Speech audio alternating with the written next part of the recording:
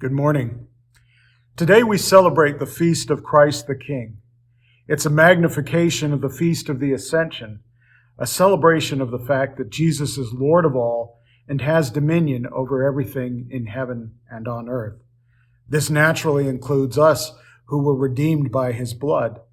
The feast has an eschatological dimension pointing to the end of time when Jesus will return and reign in all fullness. It also leads into Advent, where the church anticipates the second coming.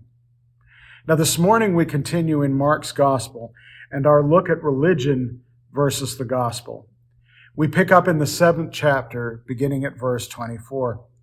Now, in the previous few verses, beginning at verse 18, Jesus had pointed out that it is not the things we put into our stomachs that defile us, but the things that come out of our heart.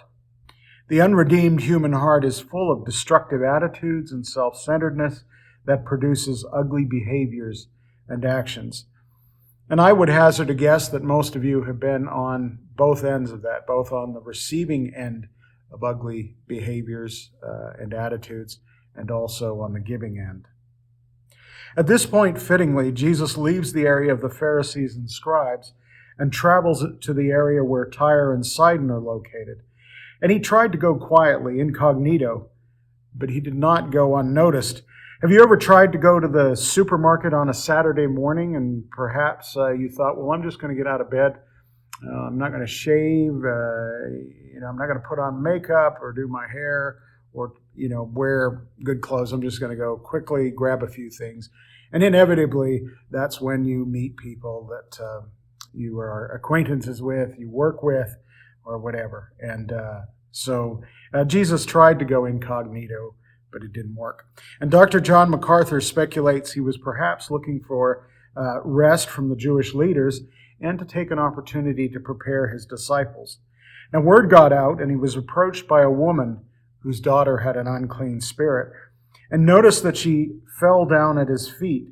And that is both respect and a genuine belief and need that she knew that Jesus could fulfill. When we get unmoored from the concept of the gospel and mired in religion, we tend to look at Jesus in two ways.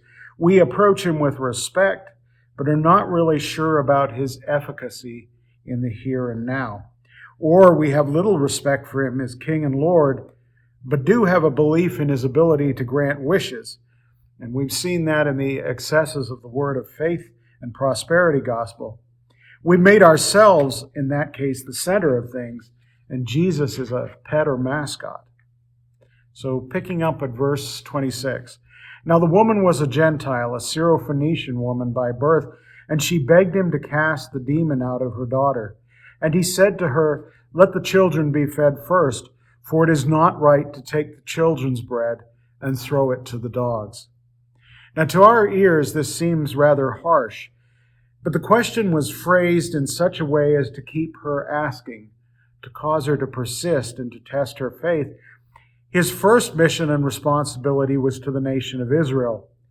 But there would come a time when it was to be extended to the Gentiles. The phrase Jesus uses for dogs was a reference to dogs kept as pets, and not, as John MacArthur notes, many Jewish people would use to describe Gentiles, and that was a phrase that described mangy mongrel dogs. So Jesus was actually using a term that noted a place in the household of God. But she answered him and said, "Yes, Lord, yet even the dogs under the table eat the children's crumbs." Now notice the level of respect and reverence. She responds, "Yes, Lord." The word is kurios and is also the Greek word for Yahweh. And this is the only time Mark uses the word, and it's spoken by a Gentile woman. She knows she's sinful and undeserving. She did not set about to recount everything she had done in her life to justify his help. And don't we sometimes get resentful when things don't go our way, when we expect God to deliver something or somebody else to? And we like to recount all of the things that we've done and the attitudes we've had and why we deserve whatever it is. Her response is characterized by humility and a lack of self-reliance. When we approach Christ, we approach him empty-handed. Anything else is a delusion. Religion makes us feel that we bring things to the table. Jesus needs us, we deserve, we sacrifice, and that is simply a counterfeit attitude. And he said to her, "For this statement you may go your way. The demon has left your daughter." And she went home and found the child lying in bed and the demon gone. Jesus recognized genuine faith and immediately granted her request. He did not need to go see the girl or touch her, simply cast out the unclean spirit. Christ is not bound by space or time and not constrained by mankind. Jesus next heads about 20 miles away through Sidon, and here he encounters a deaf man. Verse 31. And then he returned from the region of Tyre and went through Sidon to the Sea of Galilee in the region of the Decapolis. And they brought to him a man who was deaf and had a speech impediment, and they begged him to lay his hands on him. Now notice what is about to happen. Dr. David Jeremiah points out that Jesus is about to heal in a very personal way. The man could not hear or speak, and Jesus uses his own form of sign language to indicate that he was about to be healed of his deafness and his speech restored. He touches him. And taking him aside from the crowd privately, he put his fingers into his ears and after spitting, touched his tongue. And looking up to heaven, he sighed and said to him, Ephphatha, that is, be opened. And his ears were opened and his tongue was released, and he spoke plainly. Christ looked up to heaven when he prayed. And although we normally in our culture bow our head, David Jeremiah notes that God gives no specific ritual or posture for prayer. It is not external, rather it is about your heart, as we discussed earlier.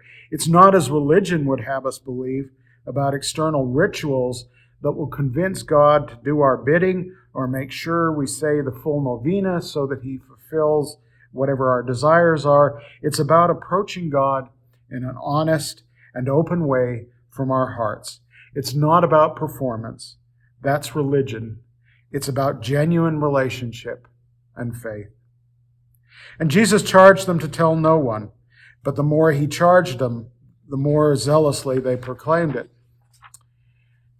As has been mentioned before in Mark, Jesus was ministering to the Gentiles as the need arose, but was not intending to have a public ministry among them. At this point, whether or not they had all the nuts and bolts down about Jesus' ministry, and they didn't, even the apostles hadn't figured all of that out, they zealously proclaimed it.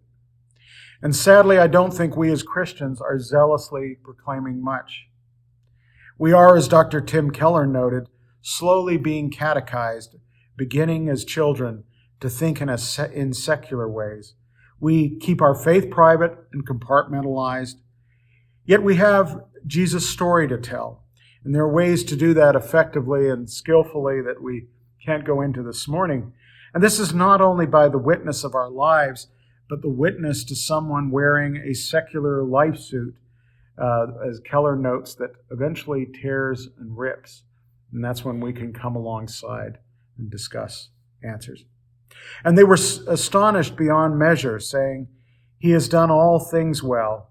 He even makes the deaf hear and the mute speak. Dr. David Jeremiah notes that the words "astonish beyond measure" are found nowhere else in Greek literature.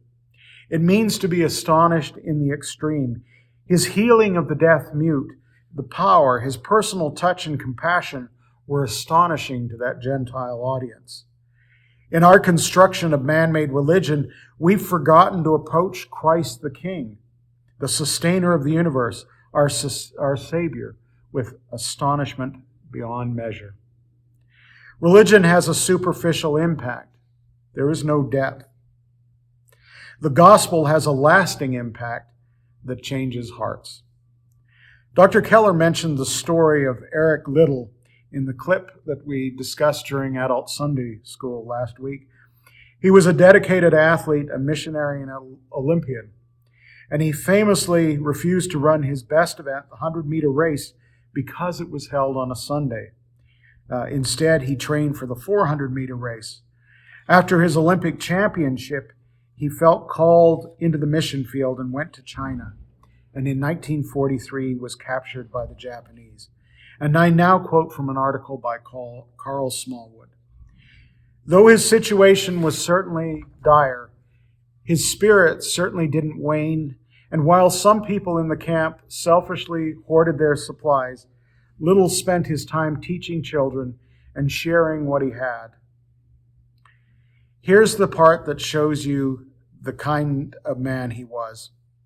While in the camp, Little was ravaged by malnourishment and ill health.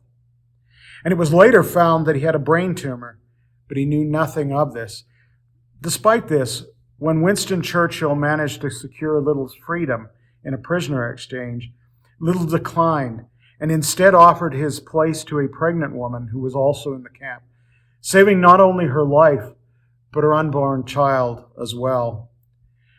Besides his declining health, this must have been particularly difficult, given that he had a wife and 3 daughters he hadn't seen in well over a year, and one of them, Maureen, he never got a chance to know.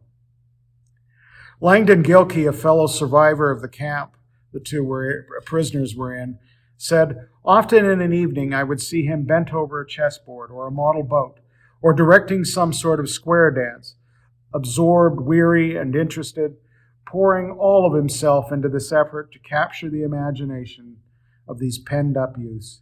He was overflowing with good humor and love for life, and with enthusiasm and charm.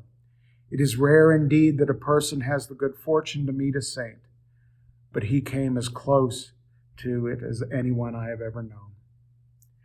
The Christians who went into the camp with Christianity as a religion, a cultural and familial concept, in some cases, as Keller noted, did not behave well or any differently from secular people. Little was different. He had a heart transformed by the gospel. That not only caused him to risk losing a gold medal, but to follow God's leading to China at the height of his fame, to overflow in his actions and spirit with the love of Christ to his fellow prisoners. And we often find it difficult to do that in the best of circumstances, let alone in seasons of peril. May God transform our hearts with zeal for him and for our mission here. God bless you until we meet again.